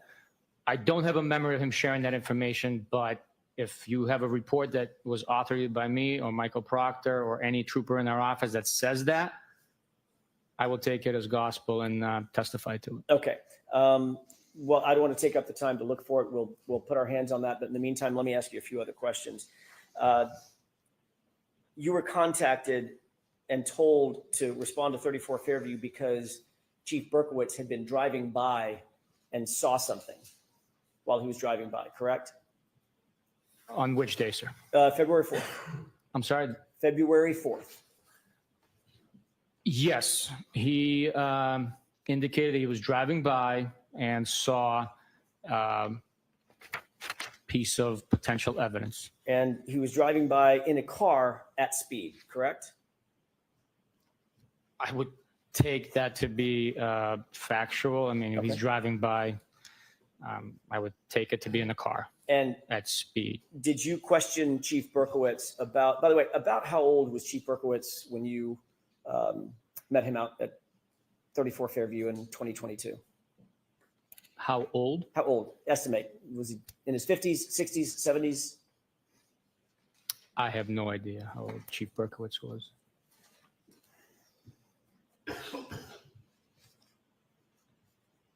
He indicated to you that he was driving by and saw a small piece of red taillight from his car. Is that right? Objection. Sustained. He indicated to you that he was driving by and saw a red something from his car, correct? Objection. Sustained. Did you question Chief Berkowitz after you learned this information about him driving by? Did you question Chief Berkowitz about how he could possibly see a piece of red plastic from his car? No. Did you question Chief Berkowitz about why he was driving by 34 Fairview in the first place? No. Did you question Chief Berkowitz about the fact that his department had been conflicted from the case, at least in part, because of a, as you put it, a perceived or possible perception of a conflict of interest? I'm sorry, can you repeat that question, please? Did you question Chief Berkowitz about whether or not he was aware that there was a conflict of interest between Canton PD and this investigation? No, I didn't question, no. Did you think that was important at the time to talk to him about that conflict of interest? No. Because just days earlier, the Canton Police Department had in fact recused himself from interviews because of a potential conflict of interest, right? To prevent any perceived conflict of interest, they recused themselves from being involved in interviews. I wasn't pairing up with Chief Berkowitz to interview the taillight piece. I mean, I don't. No, I didn't figure that you were going to interview the taillight piece. We all get the comment. I'm trying to get to a point. 3 or 4 days after, 5 days after, 6 days after, Canton PD recuses itself from these parts of the investigation because of a perceived conflict of interest. The brother of the homeowner being a detective, the chief of that department drives by in a car and supposedly sees a piece of plastic. Right? I'm sorry? I object.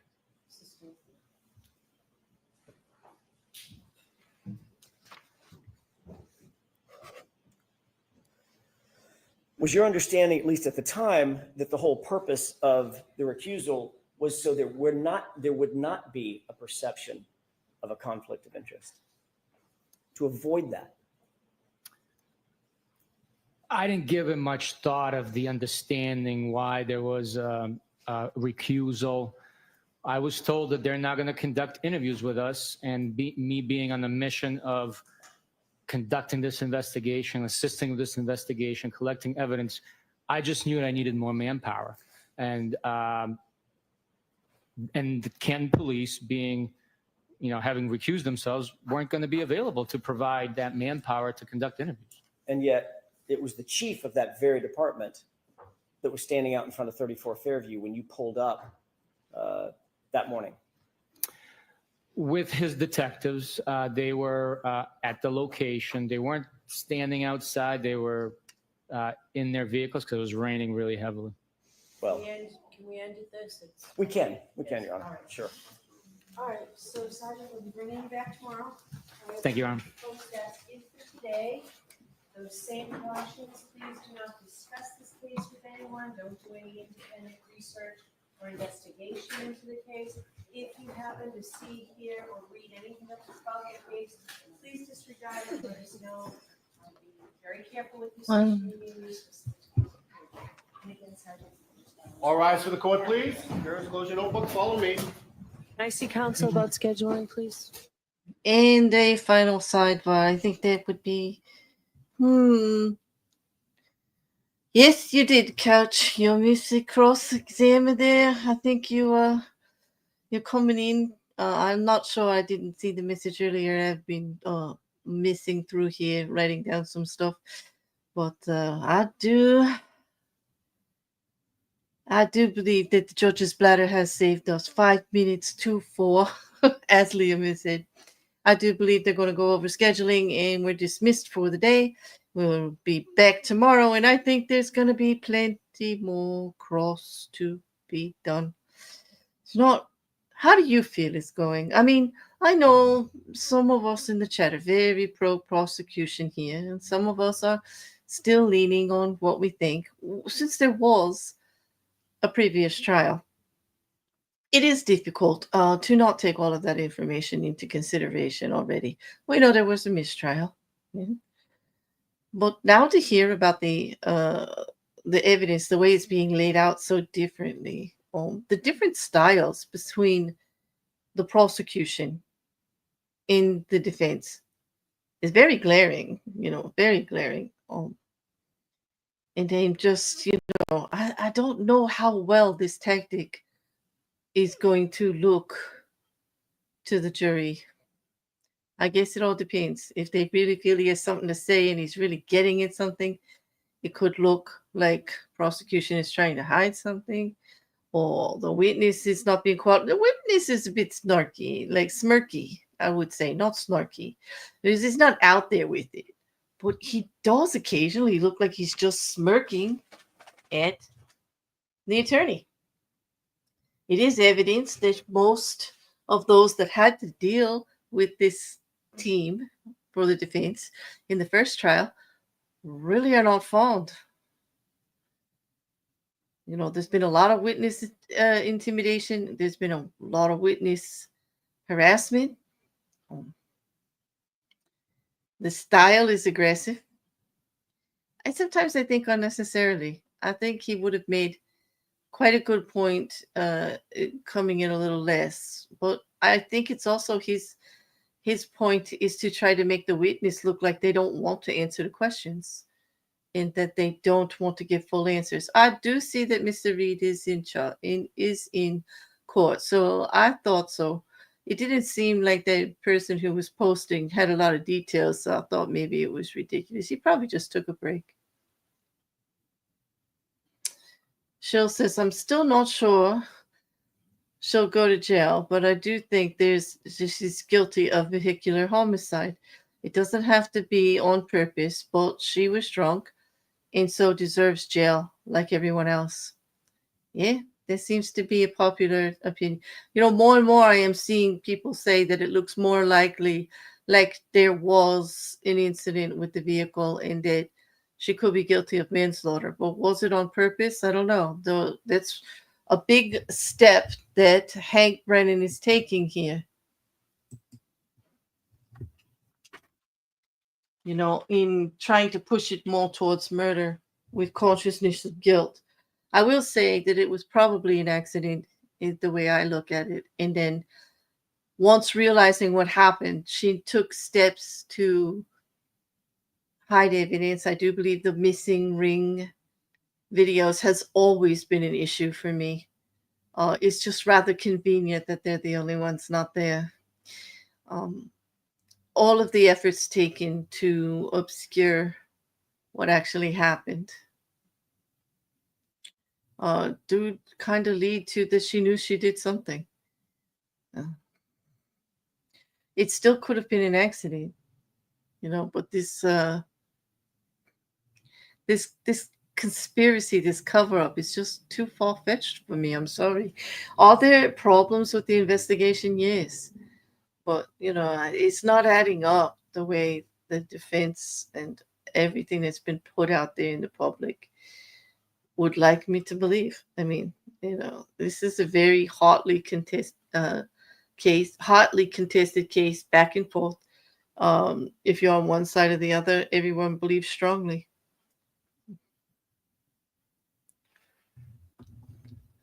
It is, yeah. She was definitely been on purpose in her meddling in order to hide her guilt. Yes, I do believe so. Some other questions do appear quite rather ridiculous. Some of the questions have the answer built right in, and he just wants you to agree, and he gets really upset when you don't.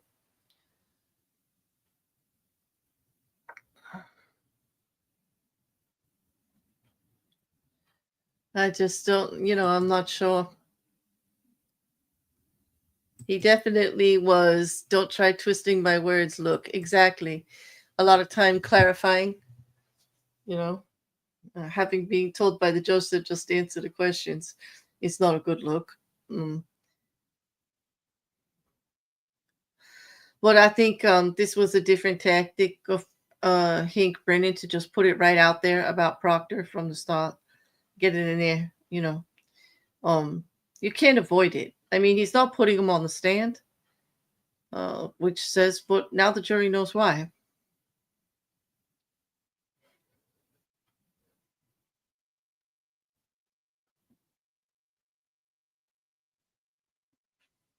More aggressive lawyers, yes. It is. Defense is so close to parts of what Sarah Boone tried. I agree. I do agree. Like let's blame everybody else but ourselves. The deflection is real. Ugh. Okay, there goes the fan. I wouldn't be surprised if I think I'll hit it off and just move it that way. They have cut the feed, so we are done for the day.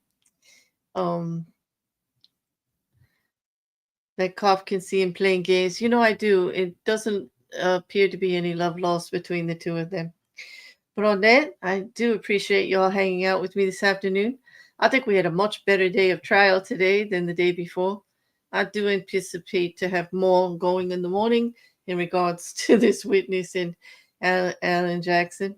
And then we have rebuttal with Hank Brennan. We have things to look forward to. I look forward to talking to you all tomorrow morning. If you can be here, that will be the last day for the week. I do believe we have trial tomorrow. Yeah, I'll double check. If it's any different than what I'm saying right now, I will put it on the community tab for sure. But on that, I'm going to go take a well-deserved nap. You all have a great evening, and I'll see you tomorrow.